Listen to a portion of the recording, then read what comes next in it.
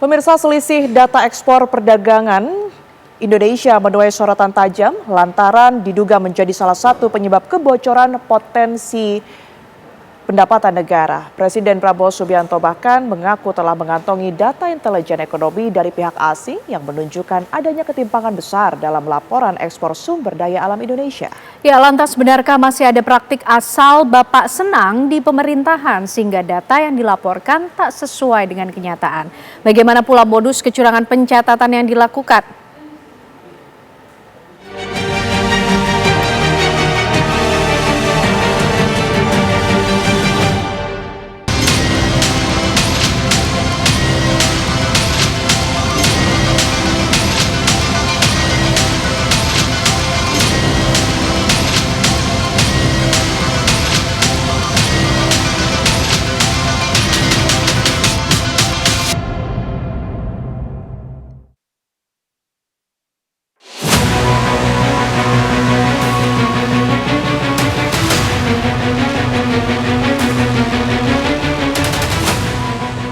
Polemik perbedaan data ekspor Indonesia berjeruak di tengah langkah Presiden Prabowo Subianto mengembalikan kontrol negara atas sumber daya strategis yang selama ini diserobot pebisnis nakal. Dalam sejumlah kesempatan, Prabowo menunjukkan betapa ia geram dengan kebocoran kekayaan negara yang terus terjadi. Kepala negara bahkan disebut-sebut telah mengantongi data intelijen ekonomi yang bersumber dari luar negeri. Data itu menunjukkan ada ketimpangan besar antara laporan ekspor sumber daya alam Indonesia dengan catatan impor di negara tujuan. Segala bentuk cara dan modusnya. Ada under invoicing, ada over invoicing. Intinya misinvoicing, yaitu penipuan. Nipu kepada bangsa Indonesia yang sudah dengan begitu baik memberi fasilitas, memberi lahan, memberi HGU. Ada apa di balik langkah Prabowo mencari data ekspor impor Indonesia hingga ke luar negeri? Benarkah lantaran masih ada praktik asal bapak senang di pemerintahan sehingga data yang dilaporkan tak sesuai kenyataan? Tentu ini sangat memukul seharusnya ya, nembak gitu loh kepada jajaran di bawahnya itu yang notabene diberi kepercayaan penuh tapi tidak melakukan berbagai hal yang berkaitan dengan apa yang dinyatakan oleh Presiden. Misalnya transparansi, apalagi tadi tentang data ekspor dan impor ya, artinya kan seolah-olah Presiden ingin menunjuk hidung mereka masing-masing gitu loh. Ini kalian main-main nih dengan berbagai kebijakan yang berkaitan kepentingan orang banyak. Sementara bumi, air, dan kekayaan alamnya itu kan seharusnya dipergunakan sepenuh-penuhnya untuk kepentingan rakyat, kepentingan masyarakat, untuk mensejahterakan rakyat seperti yang menjadi slogannya Pak Prabowo. Jadi jika itu terjadi sampai Pak Prabowo harus mencari data ke luar negeri, bahkan membelinya gitu ya, keterlaluan menurut saya. Kalau begitu jajaran seperti ini untuk apa mereka bekerja? Jadi mereka bekerjanya asal bapak senang, asal bos senang. Menteri Keuangan Purbaya Yudi Sadewa juga mengungkapkan kejanggalan data ekspor dan impor. Selama ini data ekspor dan impor dikeluarkan oleh Badan Pusat Statistik yang bersumber dari Direktorat Jenderal Bea dan Cukai. Dalam inspeksi ke kantor Bea dan Cukai tipe Madya Pabean Tanjung Perak, Surabaya beberapa waktu lalu, Purbaya menemukan laporan nilai ekspor dan impor yang tidak masuk akal. Dari catatan dokumen barang berupa pompa air terbenam disebutkan berharga $7 Amerika Serikat atau sekitar Rp117.000. Dari pengecekan yang dilakukan, nilai itu jauh di bawah harga pasar. Menurut Purbaya, produk serupa dijual di toko online hanya pada kisaran 40 hingga 50 juta rupiah per unit. Di waktu periksa kontainer ada yang menarik tuh, harganya kelihatannya kemurahan. Nanti kita akan dicek masa harga barang sebagusnya cuma $7 di marketplace 40-50 juta.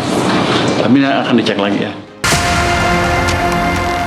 Menurut lembaga riset Next Indonesia Center, praktik yang mengakibatkan adanya selisih nilai ekspor dan impor Indonesia yang cukup besar sebenarnya sudah lama terjadi. Dalam kurun waktu 10 tahun terakhir, nilai ekspor yang tidak tercatat resmi alias dana siluman diduga mencapai lebih dari 600 triliun rupiah. Dana gaib dalam kegiatan ekspor Indonesia ke negara mitra itu terjadi akibat adanya kecurangan dalam pencatatan atau misinvoicing.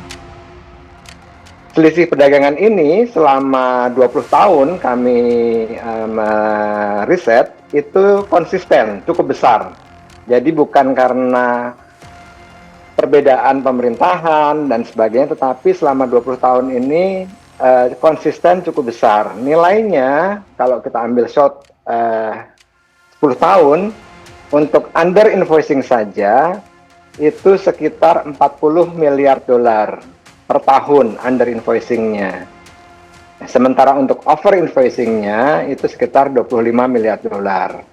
Jadi kalau dirupiahkan 40 itu sekitar 600 triliun ya. Itu adalah pencatatan yang miss atau tidak sesuai dengan barang yang dikirimkan untuk under invoicingnya.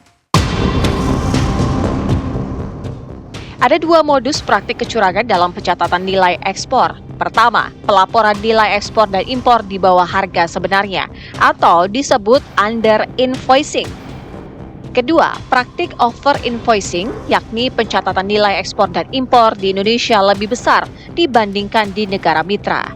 Selisih pencatatan inilah yang menjadi salah satu penyebab kebocoran potensi pendapatan negara.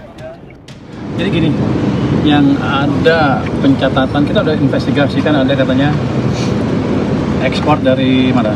Cinanya besar. Total ekspornya sudah sama dengan total impornya gitu. Dari Cina ke Indonesia atau dari Indonesia ke Cina. Tapi ada jalan yang sebagian dari Cina ke Singapura, baru Singapura ke Indonesia. Kalau orang pakai UN.com trade database yang di UN itu, kalau cuma lihat satu sisi aja itu nggak pas. Tapi kalau kita gabung yang sini sama yang sini itu akan sama. Jadi bedanya nggak banyak, hanya beda FOB aja. Jadi antara ekspor sama impor aja begitu kan. Kelihatannya itu yang terjadi dan akan kita investigasi untuk semua jenis ekspor, apakah seperti itu atau apakah ada penggelapan. Ini yang disebut dengan aliran dana gelap atau illicit money flow, IFF ya. Ini biasa dikenal dengan aliran dana gelap, di mana dana yang tidak sah melintasi batas negara. Yang termasuk dalam dana gelap ini bisa saja itu untuk melakukan penghindaran pajak atau tax avoidance, atau penggelapan pajak, atau bahkan sampai penyelundupan atau money laundering. Langkah tegas Prabowo membersihkan pebisnis yang kerap melanggar regulasi tentunya patut diapresiasi. Praktik menggeruk sumber daya alam Indonesia secara ugal-ugalan untuk diekspor ke luar negeri harus segera dihentikan. Jadi bagus menurut saya Pak Prabowo melakukan hal ini supaya jika ada oknum-oknum dari jajarannya, para pembantunya yang berhubungan dengan para pengusaha besar yang menguasai hajat hidup orang banyak sehingga rakyat ini tidak tersejahterakan, padahal program Pak Prabowo yang utama adalah mensejahterakan rakyatnya, wajar jika Pak Prabowo marah. Dan itu bukan hanya sekedar tuduhan menurut saya, tapi Pak Prabowo pasti punya data tentang itu. Maka jika perlu, jika memang terbukti, Pak Prabowo bisa menindaklanjuti itu dengan cara ya menyingkirkan orang-orang yang berhubungan dengan kepentingan pengusaha besar yang hanya mengeruk kekayaan di alam Indonesia ini. Sudah semestinya kekayaan alam bangsa ini benar-benar dirasakan manfaatnya oleh rakyatnya sendiri. Konsistensi pemerintah dalam menjalankan agenda ini diharapkan bisa menghasilkan dampak ekonomi yang signifikan bagi masyarakat Indonesia.